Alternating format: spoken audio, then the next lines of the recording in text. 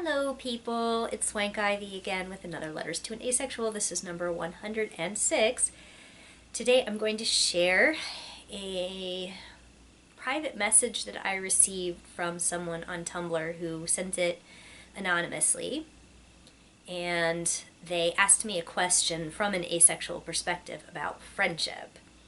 And I elaborated at length about my feelings on the topic, mostly about the struggle that can ensue when people don't understand friendships being important to asexual people and how frustrating it is to wrangle every aspect of that from the relationships that people are misunderstanding as turning into romantic relationships, or them misunderstanding what will happen within a romantic relationship if you have one, or people just plain thinking that a friendship isn't a good enough reason to be important to another person. So first I'm going to share the person's message. And this is what they said. Can you talk a bit about any experiences you may have of being in friendships with people who have feelings for you? Do you feel any need to be slightly more guarded? Are there ever emotional breakdowns, etc., etc.? Here's how I answered that.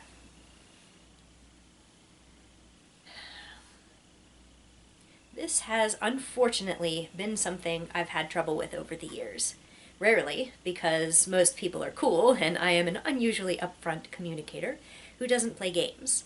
But on the occasions in which people decide I must mean something other than what I'm saying, miscommunications can occur.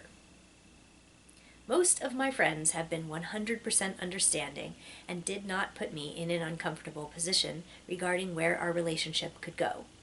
It's not possible to know me very long without knowing about my orientation and my involvement with asexuality awareness efforts. So there is never a chance that any person I have more than a few conversations with will be unaware that they cannot expect me to develop attraction toward them. Problems do develop if friends decide this might change for them, decide this will likely change for them, or decide to uncomfortably press me to change for them. If a friend is aware of my orientation but decides it is irrelevant and they decide to pursue me anyway, yes, there can be tears. Mostly for them. I wouldn't say I react to it by being more guarded. I'd say I react to it by being really firm and specific with them about what interaction is okay and what is not. And if they can't handle it, I am specific about putting the ball in their court and saying, essentially, you must accept that I am not interested in you that way and behave in a way consistent with that belief. If you cannot stop pursuing me or interacting with me in ways that I find uncomfortable, we will not have contact. And in the instances where the person either agreed that they could not be expected to stop or agreed that they would stop but did not, I really did cut them off. The end. So let me first talk about when people, mostly men, feel attraction toward me and don't understand how to be friends without expressing their sexual attraction. This very rarely happens between me and people I keep in my life for long periods of time, because if they won't stop bringing it up, won't stop subtly shaming me for not being open-minded, or won't stop trying to touch me inappropriately to escalate, as they're always so sure that will work, our friendship doesn't last. I don't tolerate this behavior, and I'm not unclear about how inappropriate it is, on the rare occasions that men have been sexually attracted to me and maintained a respectful friendship over a long period of time, but occasionally crossed lines. I've sometimes had to offer reminders that I am not going to change, or at least that they should not hang around hoping that I will, and that they will miraculously be the exception. Usually, men who have a romantic or sexual attraction to me will have to take inventory of their desires and decide once and for all whether they can continue to be attracted to me without ever getting to have me in the way that they want, or whether that's just too painful. I will be understanding either way, even though I don't intrinsically understand it. Some people finally accept that they cannot fulfill their desires with me, and they stop hanging out with me, because they can't make themselves stop escalating subconsciously. And some people realize that their friendship with me is more important to them than continuing to chase some chance they might have talked themselves into believing actually exists. I don't have any advice for them on putting me into an unavailable category in their minds, because I don't really understand what makes people desire others that way, and I wouldn't know the first thing about trying to make it stop. But I do expect them to take responsibility for their actions and not act on their attraction once I've told them what's okay and what's not. There absolutely have been at least half a dozen times in my life when my relationship with another person has come to a crossroads over the romantic/sexual issue, and it was indeed a very emotional time in all cases. In each case, the person had to decide in what capacity they wanted me in their life, and they departed or stayed around on their own terms, modified to be respectful of mine. But I should also talk about what it's like when I like someone as a friend, but they don't think it deserves attention unless it's a romance. That's been painful for me over the years, that I've been repeatedly dropped as an important person in someone's life when they got a partner, and then I was treated like mourning their absence in my life was inappropriate unless I actually wanted to sleep with them and wasn't saying so, or unless I was jealous. Treasured, reciprocated relationships are, in some people's minds, reserved only for those relationships that involve sex, or sometimes just romance. Unless I am willing to enter a relationship of that sort, I am frequently told I am not allowed to expect respect of our relationship or continued contact. My feelings being deep and important is regularly deemed inappropriate outside of a relationship. Relationship being assumed to be romantic and or sexual. It doesn't count if it's some other kind of relationship. Oddly enough, I'm allowed to have best friends if they're female. I'm allowed to be annoyed if a female friend starts ignoring me for a boyfriend, though in one notable case I was accused repeatedly of being a lesbian, because I was dismayed when a female friend completely dropped a previously close relationship when she got a boyfriend. But if it's a dude, I'm not supposed to have any claims on his time, care, or attention unless I'm having sex with him. All of this is heteronormative bullshit, and it props up romantic/sexual relationships as the only relationships that matter between men and women. The fault is placed on me, the one with misplaced affections, for caring about the boys who have left me in the dust.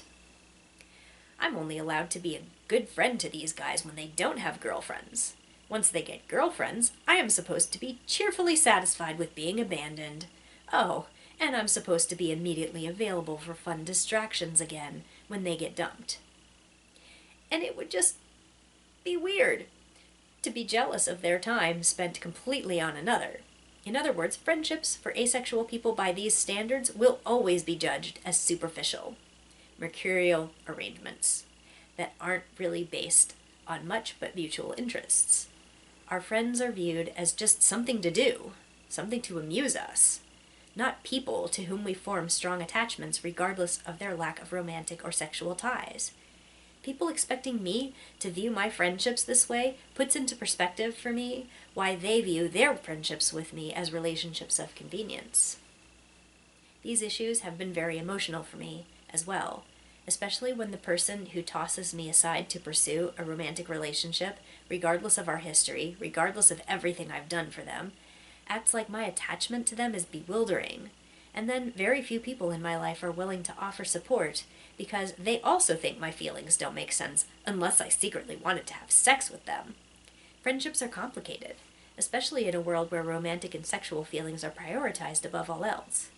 This hierarchy of desires leads people with those feelings toward me to feel that they deserve reciprocation, and leads people with those feelings toward others to believe my feelings toward them are of lesser importance. It's impossible situations like these that make me laugh when people say asexual and aromantic people lead less complicated lives.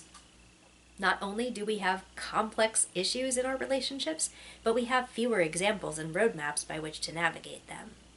So after I answered this message from an anonymous person, I got my post reblogged by someone that I did know, who bolded some of their favorite parts of my answer and commented on it with some anecdotes from their own life. And they said this: I can't tell you the amount of friends I've had who just disappeared once they've entered into a relationship, because that's the way life goes, because it's a sign of growing up, because they have something new in their life that ascends the friendship level, so everything else is superfluous.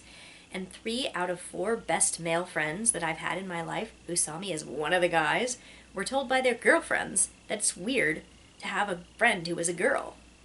It also annoys me that I had a male friend who I would hug. We would hug with every greeting and goodbye after not seeing each other for weeks or months. He gets a girlfriend, he's not allowed to hug me anymore. And I wasn't allowed to be upset by that, because what did I expect? He had a girlfriend. Didn't matter to me that the hug was more friendly than a handshake, but just as non-sexual. No, what mattered was that the girlfriend was threatened by the presence of another female in her boyfriend's life. He also hugged his friend he'd known since childhood. Did his girlfriend kick up a fuss about that? No, she didn't. But what can I expect? Because unless I sign up for a package deal I'm not interested in, I have no right to that level of friendship on a long-term basis, according to this society I live in. I feel like a lot of the times that I'm just basically a holding card in other people's lives until their romantic partner comes along who is a better addition in their life than I ever was. And I'm waiting for all shoes to drop, and I'm left living a lonely life. Or worse, left to be that annoying third wheel in their lives because they don't want to leave me lonely. I answered this person with this: I know what you mean. I used to kiddingly, but sort of sadly, say that some of my less loyal friends were happy to hang out with me for something to do, as long as they didn't have someone to do. But you do meet people who are the real deal. For example, my friend Joe is seriously the bestest dude ever. He has had girlfriends since we've been friends. The girls were a little confused about me, why he had a girl space friend who wasn't dating him and who let him sleep over all the time but did not want to have him as a boyfriend. I asked him whether I was threatening his relationship. He replied with this: if a girl ever insists that I stop seeing you, if I want to keep seeing her, I'll drop her first.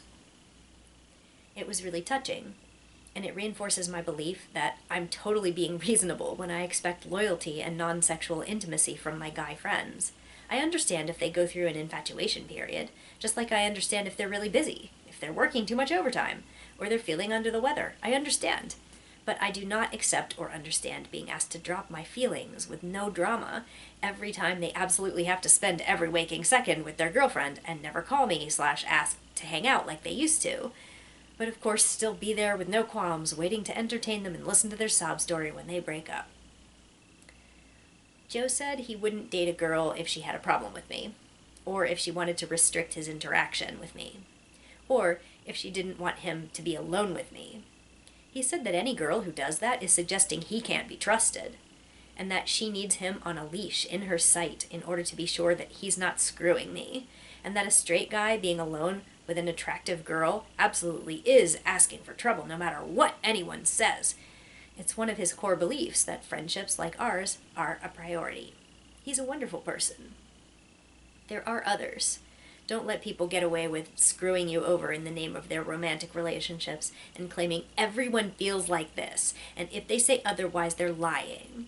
People who put words in others' mouths like that to excuse their poor behavior are being manipulative and shitty.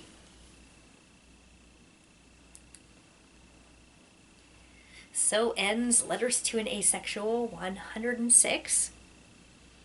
I'm interested if any of my longtime viewers have experienced similar things in their friendships. I'd love to hear from some of you in the comments.